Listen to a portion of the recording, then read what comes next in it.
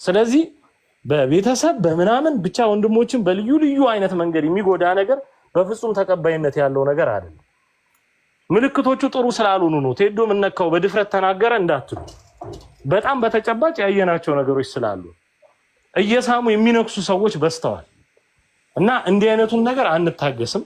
እነፈለገ ደግሞ በየትኛውም አይነት ሁኔታ ፕሊስ በቃ ሁሉን ነገር ወደ ጎን በመተው በወንጌል ገበያው ስለሚጠቀመው ነፍስ እያሰባችሁ ብትሰሩ የተሻለ ነው። ታላላቅ ወንድሞቼ እናንተን ቀናብዬ ምንም የመናገር አቅሙ ሞራሉም የለኝም። ነገር ግን ለወንጌል እንደሚቀናና ልክ የቤተ ክርስቲያን አገልግሎት በተሰመረ መልካም ጎዳና መጓዝ እንደሚፈልግ እንዳንድ ሰው የእናንተን የየዕለት ተዕለት ትርፍ በጣም በታናሽነት የምናፍቅ ወንድም ነኝና ይሄ ጨጓራ መታመም ይሄ ምናምን በጣም እንትን ያለ ነገር ውስጥ መገባት የለበትም።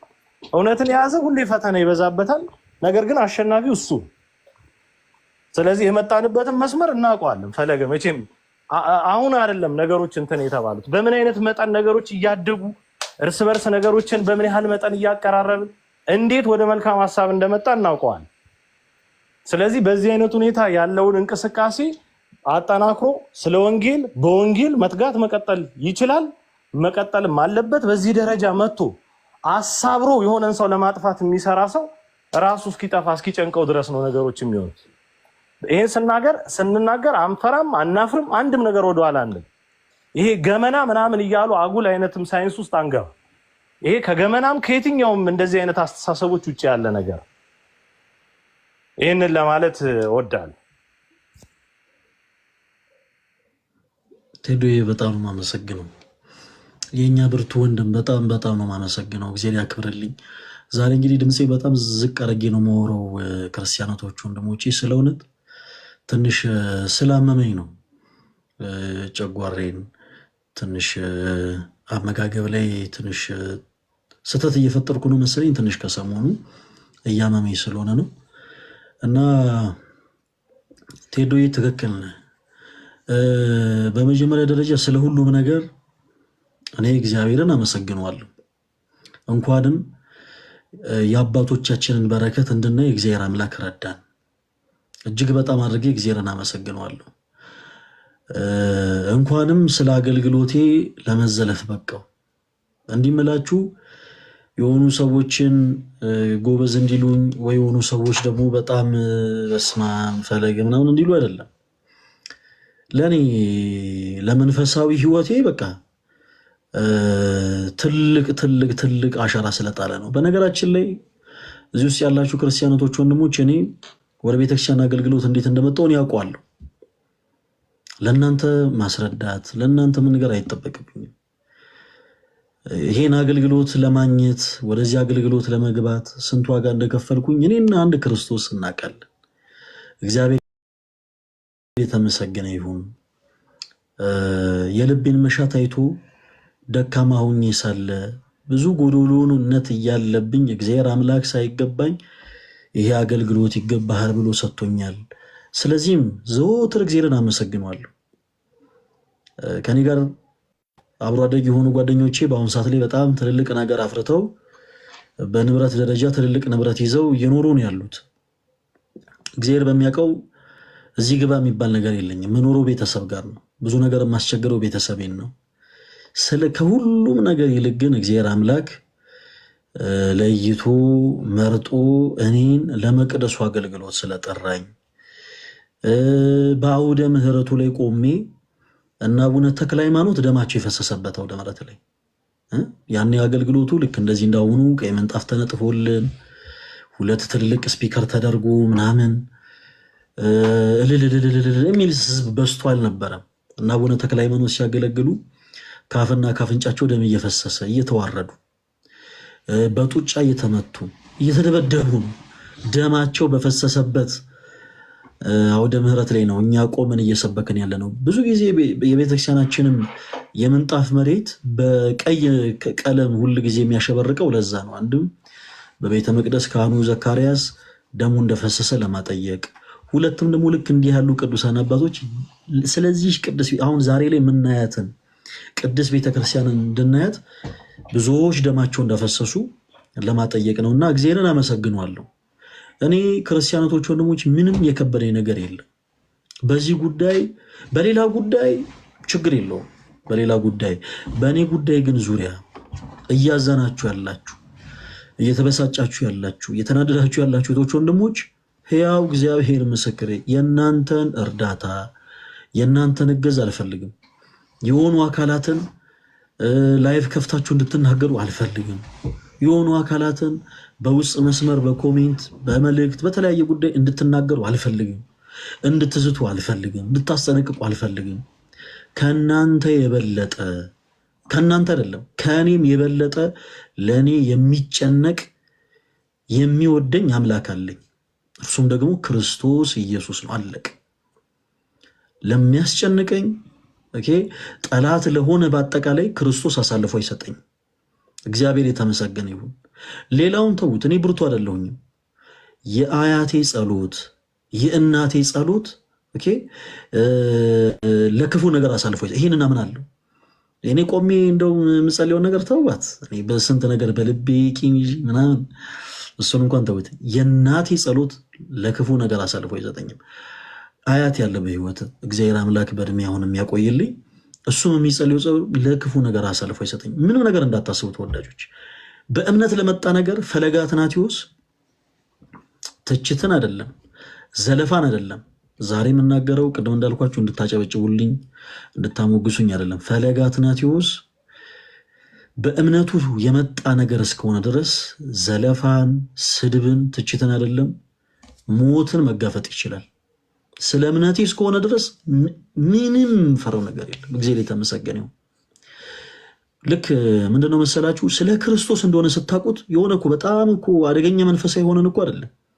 የምታስታውሱ ከሆነ ሊቢያ ላይ እነዛ የጨርቁስ ምናምን ሰፈር ልጆች ኢማጂን የእኛን ያክል እንኳን ቤተክርስቲያንን እንደው ማያውቋት ልጆች ስለ ክርስቶስ አንገታቸውን ለሰይፍ የሰጡት ጋይስ በመጀመሪያ የቅዱሳን ሰማዕታት ልጆች ናቸው እነዚህ ልጆች። ሲቀጥል በእምነት እስከሆነ ድረስ ሁለንተናችሁን መንፈስ ቅዱስ ያጠነክረዋል። እግዚአብሔር የተመሰገነ ይሁን። በቃ ድሮ ይመስለኝ ነበር የሆኑ ሰዎች ዘለፋ ቃልን ሲናገሩ እኔ ዲፌንድ አድርጌ ራሴን ማስከበር እኔ ራሴን ተከላክዬ ያላረለ ሰዎችን እንደው ዝም ማሰር ይመስለኝ ነበር። እግዚአብሔር የተመሰገነ ይሁን። አለቅ ያለ ነው በቃ እንደዚህ አይነት ሁኔታ ላይ ያለ ነው። ስለዚህ ፕሊስ እባካችሁን ያለነው ጾም ወቅት ላይ ነው። ስለዚህ በጾም ወቅት አንደኛ ከሳሽ አንሁን ተወዳጆች። እኔ ፕሊስ እባካችሁን ከሳሾች አንሁን። ከሳሽ ዲያብሎስ ብቻ ነው። አለቅ እኔ ምንም አይነት ሞራል የለኝም። እዚህ ጋር ለምሳሌ እሱ ባለው የሚለው አካውንት የኔ ካሜራማኔ ነው እና እሱ ባለው ነገ ከነገ ወዲያ ለሰራው ነውር፣ ለሰራው ኃጢአት፣ ለሰራው በደል እኔ ፈለገ አትናቴዎስ ነውሬን ክርስቶስ ስለከለለው ነውሬን ክርስቶስ ስለሸፈነው ኃጢአቴን ስለደበቀው ተነስቼ አንተ እንዴት እንደዚህ ታረጋለህ ምናምን ብዬ መክሰስ አልችልም። አለቅ የኔን ነውር የኔን ኃጢአት ክርስቶስ ይቅር እንዳለኝ ሁሉ እኔም ይቅር ባይ ለመሆን መዘጋጀት አለብኝ። ጌታችን መድኃኒታችን ኢየሱስ ክርስቶስን በጸሎት ስንማጸነው የበደሉንን ይቅር እንል ዘንድ አይደል? አቤቱ ወደ ምን አታግባን፣ ወደ ፈተና አታግባን። ወደ ፈተና እንዳንገባ እኛም የበደሉን ይቅር ባይ መሆን አለብን። ምን ለማግኘት? ከክርስቶስ ዘንድ ምሕረትን ለማግኘት። አንድ መነግራችሁ ነገር ባጭሩ ከሰው ስህተት፣ ከብረት ዝገት፣ ከእንጨትም ጭስ አይጠፋም። ተወዳጆች በቃ ማንኛችንም በመጽሐፍ ቅዱስ ላይ ይህንን ታሪክ ልንገራችሁ። በመጽሐፍ ቅዱሳችን ላይ የታሪክ ክፍል አለ። ዳዊት የሰራው ኃጢአት ተጽፏል። ለራሳችሁ ጠይቃችሁ ታውቃላችሁ? ክርስቲያኖች ዳዊት የሰራው ኃጢአት መጽሐፍ ቅዱሳችን ላይ ምን ያደርጋል? እንደውም አንዳንድ ቤተክርስቲያንን የማያውቁ ሰዎች ቤተክርስቲያንን ለመጠየቅ ለመተቸት ሲነሱ ይኸው በመጽሐፍ ቅዱሳችሁ ላይ ይኸው ዳዊት እንዲያደረገ የሚል ሀሳብ አለ አይደል ወይ ይላሉ። እና ጠይቃችሁ ታውቃላችሁ? መጽሐፍ ቅዱስን ለማንበብ ስትሞክሩ ዳዊት የሰራው እያንዳንዱ ኃጢአት ተቀምጧል። ለምንድን? ዳዊት ማን ነው? በመጀመሪያ ልበ አምላክ። ኢማጂን ልበ አምላክ ተብሎ የተጠራው ዳዊት ኃጢአትን ሰራ። በአንድ ወቅት በቤተ መንግስቱ ሲመላለስ የኦሪዮንን ሚስት ተመለከተ። በአይኑ ትክ ብሎ ተመለከታት፣ ተመኛት። እናም ወደ እልፍኙ አስጠርቶ በስጋ ፍትወት ከእሷ ጋር ወደቀ። ኃጢአትን ሰራ። ዳዊት ኃጢአትን ከሰራ በኋላ ኃጢአቱ እንዳይታወቅበት ፕሊስ በደንብ አዳምጡኝ እሺ። ኃጢአቱ እንዳይታወቅበት ኦርዮንን ከጦር ሜዳ አስጠራው። ስለ ጦርነቱ ሁኔታ ጠየቀው። ኦርዮን አስረዳው። ከዛ በኋላ ዳዊት በል ያሰበለት መስሎ ወደ እልፍኝ ግባ፣ በቤት እረፍ አለው። ይህን ሁሉ ነገር ያሰበው ዳዊት ለምንድን ነው? ኃጢአቱን ይከልል ዘንድ ነው። ኃጢአትን ሰራ። ልብ አምላክ እኮ ነው። ኢማጂን ልብ አምላክ ተብሎ የተጠራው ዳዊት ኃጢአቱን ይሸፍን ዘንድ ኃጢአቱን ይከልል ዘንድ ወደ ቤት ግባ እናረፋለሁ። ለምን? ልጅ ቢጸነስ እንኳን የኦርዮን ልጅ ነው እንዲባል ማለት ነው። እና በበነጋታው ሰዎችን አስጠርቶ ሲጠይቅ ኦርዮን በቤቱ ገብቶ አላደረም። ወደ ቤተ መንግስት አስጠራውና ለምን በቤት ጣሪያ ስር ገብታ አላደርክም ብሎ ጠየቀው። የዚህን ጊዜ ኦርዮን ታቦተ ጽዮን በጠላት እጅ ተማርካ ሳለ እንዴት እኔ በቤቴ ገብቼ አድራለሁ አለው። የዚህን ጊዜ ዳዊት ሌላ አማራጭ እንደሌለው ሲያቅ የሞት ደብዳቤ ጽፎ ኦርዮን ይገደል ዘንድ ለወታደሮቹ አለቃ ደብዳቤን ጽፎ ለራሱ ለኦርዮን ሰጠ። ኦርዮን የራሱን የሞቱን ደብዳቤ ይዞ ነው ወደ ጦር ሜዳ ሄደው። እናም በጦር ሜዳ እንዲገደል ምክንያት ሆነ።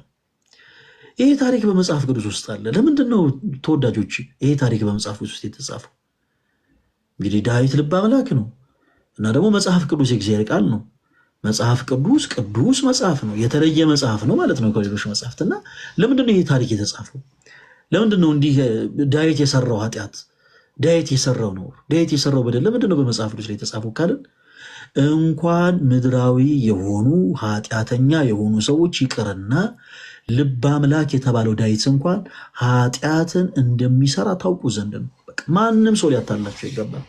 ፈለገ አትናቴዎስን ትወዱታላችሁ? አዎ ትወዱታላችሁ። ነገ ከነገ ወዲያ ፈለገ አትናቴዎስ እንድበልና ኃጢአት መመኘት ደግሞ ጥሩ አይደለም። ብቻ ግን ፈለገ አትናቴዎስ የሆነ ኃጢአትን ሰርቶ ተገኘ ብትባሉ አደንግጡ። ምክንያቱም እንኳን ደካመው ፈለገ አትናቴዎስ ይቀርና ልበ አምላክ የተባለው ዳዊት በራሱ ኃጢአትን ሰርቷል። እና ማንኛችን ንጹህ ነን በእውነት እንደው ከምን የተገኘ ሰሊጥ አብረተ ወቀጦንና ነገሩ ልክ አንዳንዶቻችን ስንናገር እንደው ንግግሮችን አሳምረን እኛ ጻድቅ ሌላው ደግሞ ፕሊስ እርስ በርሳችን አንካሰስ። ወቅቱ የጾም ወቅት ነው። በመጽሐፍ ቅዱሳችን ላይ ዳዊት የሰራው ኃጢአት የተጻፈው ልበ አምላክ የተባለው ማለት ከዳዊት በቀር ማንም ልበ አምላክ አልተባለም። እዚህ ጋር አንድ ነገር ላስምርላችሁ። ዳዊት ልበ አምላክ የተባለው ለምንድን ነው ከተባለ ኃጢአትን ይሰራል፣ በደልን ይሰራል፣ ግን ተጸጽቶ እያለቀሰ እያነባ አምላኩ እግዚአብሔርን ይቅር በለኝ ይላል። በንስሐ ሕይወት ይመላለሳል። እግዚአብሔር ከኛ ከፍጥረቱ የሚፈልገው ይህንን ጸጸትና ንስሐ ነውና ዳዊት ለእኔ እንደ ልቤ ነው አለው። ልበ አምላክ ተብሎ የተጠራው ዳዊት እንዲህ አይነት ኃጢአትን ሰርቷል። እንኳን ሌላው ፍጡር ይቅርና ልበ አምላክ የተባለው። ስለዚህ ክርስቲያኖቶች ወንድሞች በእንደዚህ አይነት ጉዳይ ላይ ጊዜያችን ባናባክን፣ ነውራችን የከለለልን አምላክ አለ። እኛ ኦርቶዶክሳውያን በነገራችን ላይ መለየት አለብን። በቻልነው አቅም ነውራችንን የከለለ በደላችን የሸፈነ አምላክ እስካለን ድረስ ኃጢአትን ካላይ ነው ክርስትና ማለት ያ ነው። እዚህ በመጽሐፈ መነኮሳት ላይ አንድ በጣም ወዳቸውን አንድ አባት ታሪክ ልንገራችሁ። አባ መቃርስ ይባላሉ። እኚህ አባታችን በረከታቸው ይደርብን። ሁሰት ከተባለ የቅድስና ማዕረግ ላይ የደረሱ አባት ናቸው። አባ መቃርስ በአንድ ገዳም ላይ የገዳሙ አበምኔት ናቸውና በባታቸው ተቀምጠው ዓለም ላይ የሚከናወነው ነገር ሁሉ ይመለከታሉ። እና በአንድ ወቅት በገዳሙ ይላላካቸው የነበረን አንድ ወጣት መነኩሴ ከተማ ሄዶ ለገዳሙ ጧፍ፣ ዕጣን፣ ዘቢብ ገዝቶ ይመጣ ዘንድ ይልኩታል። ይሄ ወጣት መነኩሴ ወደ ከተማ ወጥቶ ለገዳሙ የሚገዙ እቃዎችን በአጠቃላይ ገዝቶ ሊመለስ ሲል ሁለንተናዋ አሳሳች የሆነን አንዲትን ዘመኝ ሴት ይመለከታል። ልጆች ሆይ ይላሉ አይደል አባቶች፣ ኃጢአትን አትመልከቱ። ለምን? ያያችሁትን ታስቡታላችሁ፣ ያሰባችሁትን ትመኙታላችሁ፣ የተመኛችሁትን ታደርጉታላችሁ፣ ያደረጋችሁትን ትደጋግሙታላችሁ። ከደጋግሞሽ ኃጢአት ደግሞ ሰው መውጣት ያቅተዋል። ስለዚህ ኃጢአትን መመልከት በመጀመሪያ ትልቁ የኃጢአት ምዕራፍ ይሆናል ማለት ነው። ይህ ወጣት መነኩሴ ያችን ሴት ተመለከታት እና እጇንም ይዞ ወደ ባቱ ወሰዳት። ወደ ባቱ እንግዲህ ወንዶች ብቻ ገዳም ነው። እንኳን ዘማይት ሴት መነኩሴ ራሱ ልትገኝበት የማይፈቀድ ማለት ነው። እና እዛ ቦታ ላይ ተገኝቶ በስጋ ፍትወት ከእርሷ ጋር በወደቀ ጊዜ በገዳሙ ያሉ ሌሎች መነኮሳት በአጠቃላይ ተነስተው አባታችን እርሶ ከተማ የሚልኩት እርሶ በጣም የሚያምኑት ይህ ወጣት መነኩሴ ገዳማችን ሊያረክስብን ሴት ይዞ መጥቷል ብለው ከሰሱት። አባ መቃርስ ተወዳጆች ይህንን ያውቁ ነበር። ሁሰት የተባለ የቅድስና ማድረግ ላይ የደረሱ አባት ናቸው። ልክ በመጽሐፈ መሳፍንት ላይ ኤልሳ በዚህ የቅድስና ደረጃ ላይ ደርሶ በባቱ ተቀምጦ ጊያዝ ንዕማን ጋር ሄዶ ያደረገውን ነገር በአጠቃላይ እንደተመለከተ ሁሉ እኚህም ቅዱስ አባት ደግሞ በባታቸው ተቀምጠው የሚከናወነውን ነገር ሁሉ ይመለከቱ ነበር። ይህ ወጣት መነኩሴ ወደ ባቱ ሴትን ይዞ እንደመጣ ተመልክተው ነበር እና ምን አደረጉ? የኔ ልጅ ይሄን አያደርግም አሉ። በቃ ክርስትና ማለት ይሄ ነው። እባካችሁ በቃ ከነገዋ ቀን ጀምሮ ሁላችንም እንዲህ አይነት ሰዎችን አሁን እኔ እንዲህ አርጉ በዚህ ወጡ ለነገሌ ምናምን አይደለም። በቃ ሁላችንም ግን እንዲህ እናርግ። የግድ ቲክታክ ላይ አይደለም። በምትኖሩበት ቦታ፣ በስራ ገበታችሁ፣ በትምህርት ገበታችሁ ኦርቶዶክስ ክርስቲያን ናችሁ። እንግዲያውስ ክርስቶስ የመሰረታት የእውነተኛዋ የክርስቶስ ኢየሱስ ቤተክርስቲያን ልጆች ናችሁ። ስለዚህ በቃ ክርስቲያን ሆኑ፣ ክርስቶሳዊ ሆኑ። ክርስቶስን እንምሰለው። ምን በማድረግ የሰውን ኃጢአት በመደበቅ አባ መቃርስ ይህን ያውቃሉ እኮ ግን የኔ ልጅ ይህን ያደርግም አሉ። እንግዲያው ተነሱ ይመልከቱ አለን፣ እኛ ማስረጃ አለን፣ ይመልከቱ አሏቸው። እዛ ተነስተው ተከተሏቸው። እንግዲህ በገዳም ሕግ አበምኔት ከፊት ለፊት ይሄዳል፣ ሌሎች ደግሞ ከኋላ ይከተላሉ። እና አባ መቃርስ የገዳሙ ባህት የወጣቱ መነኩሴ ባህት ጋር ሲቀርቡ አውቀው ድምፃቸውን ሰምቶ እንዲጠነቀቅ ድምፃቸውን ከፍ አድርገው ሴት ይዞ መጣን ያላችሁት እያሉ ድምፃቸውን ከፍ አድርገው መናገር ጀመሩ። ከዛ በኋላ ያው ሌሎች መነኮሳት ከሳሾች ስለሆኑ ድምፃቸው እንዲቀንሱ ሀሳብ ያቀርቡላቸው ጀመር። የኔ ልጅ ይህን አያደርግም እያሉ ግን ደጋግመው መጮህ ጀመሩ። ለምን? ድምፃቸውን ሰምቶ ይጠነቀቅ ዘንድ። እንዳሰቡትም የወጣት መነኩሴ ድምፃቸውን ሰምቶ የምንኩስና ልብሱን ለብሶ አስኬማውን ታጥቆ እዛች ሴት ላይ የትልቅ የዳቦ ሳጠራ ይከንባታል፣ ጨርቅ ያለብሰዋል። እና አባ መቃርስ በሩን ቆረቆሩ፣ በሩን ከፈተላቸው። ወገባቸውን ይዘው እንደደከማቸው ሰው ሆነው በሳጠሯ ላይ ተቀመጡ። ሌሎች መነኮሳትን በሉ ግቡና ያቺን ሴት ፈልጓት እና ካገኛችኋት ወደ እኔ አምጧታሉ። እንግዲህ ከሳጠራው ስር ነው ያለችው ያቺ ሴት። ሌሎች መነኮሳት እንግዲህ ሌላ ክፍል ውስጥ ሆናለች ብለው ላይታች እያሉ ፈለጉ፣ ግን ሊያገኟት አልቻሉ። በስተመጨረሻ አባ መቃርስ በወንድማችሁ ላይ በሐሰት ተነሳስታችሁ ነበር እና በሉ ሄዳችሁ ንስሐ ግቡ አሏቸው። ሁሉም ተነስተው ሄደው ንስሐ ገቡ። ሁሉም ከወጡ በኋላ በሩን ዘግተው በሩን ቆልፈው ከውስጥ ሳጠራውን ገልጠው ሁለቱንም ገጸሷቸው። የኔ ልጅ አገልጋይን መነኩሴን ሊያውም የመነኮሰን የቤተክርስቲያንን አገልጋይ ገዳማዊን ማሳሳት ትልቅ ኃጢአት ነው፣ ከፈጣሪ የሚያጣላ ትልቅ በደል ነው ብለው ገጸጿት። በተመሳሳይ እሱንም ገጸሱት። ልጄ መነኩሴ ማለት መነኩሴ የሚል የግዕዝ ቃል ባይዘዌ ሰው ሞተ ማለት ነው። ዘር ልዝራ ንብረት ላፍራ ብሎ የማይጨነቅ ግርማ ሌሊቱን ድምፅ አራዊቱን ታግሶ በስርጥ ዋሻ በገደል ድንጋይ ተንተርሶ አመድ ነስንሶ ቅጠል በጥሶ የሚኖር ማለት ነው። ስጋህን ከገደልከው በኋላ ስጋህን እንዲሞት ካደረግከው በኋላ ከእንደገና በሞተ ስጋ ላይ ስጋዊ ፍትወት ልትመኝ አይገባም ብለው አባታዊ ምክር ሰጥተው ሁለቱም እንዲጸጸቱ አድርገው ለሁለቱም ንስሐ ሰጥቷቸው። በጣም የሚገርማችሁ ያቺም ሴት ከአባ መቃርስ ምንኩስናን ተቀበላ ወደ ሴቶች ገዳም ሄደች። አንዳንድ ጊዜ ተወዳጆች መልካም የሆኑ እርማቶች ሰዎችን እጅግ በጣም መልካም ለሆነ እርማት ይዳርጋሉ። እኔ በግሌ በየትኛውም አይነት ነገሮች ደስተኛ አይደለሁም። በአጭሩ ልላችሁ የምፈልገው ነገር ምንድን ነው መሰላችሁ? ሰዎችን ስናርም በአደባባይ ምንም አይነት ፋይዳ የለውም። በአደባባይ ገሌ እንደዚህ ሆነ እግዚአብሔር በሚያውቀው እኔ አሁን መጥቼ ገሌ የሚባል ሰው ይኸው የኔን እናት የሰደበው የወላችሁ እንዲህ አይነት ሰው እኮ ነው፣ ይኸው የኔን እናት እንደዚህ ያለው ሰው እኮ እንዲህ አያችሁት ማንነቱ ምን ይጠቅማል? የኔ አገልግሎት ቤተክርስቲያንን ማገልገል ከሆነ የኔ አገልግሎት ለእናንተ ምሳሌ መሆን ከሆነ በህይወቴም ጭምር ምሳሌ መሆን አለብኝ። ኢቭን ከምውልበት ቦታ ሁሉ ሳይቀር መጠንቀቅ አለብኝ። እናንተን ለማስተማር እናንተን ለማገልገል ከሆነ በተመሳሳይ እያንዳንዱ ክርስቲያን ክርስቶስን መምሰል ካለበት በቃ ልክ እንደ አባ መቃርስ የሰውን ኃጢአት መከለል መቻል አለበት።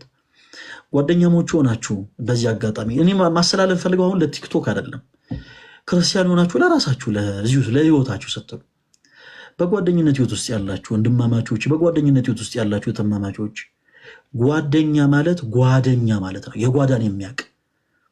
ስለዚህ ወንድማችሁ የሰራውን ኃጢአት ወንድማችሁ የሰራውን ነውር ከላዮቹን እንጂ አውጥታችሁ አደባባይ መታሰጧቱን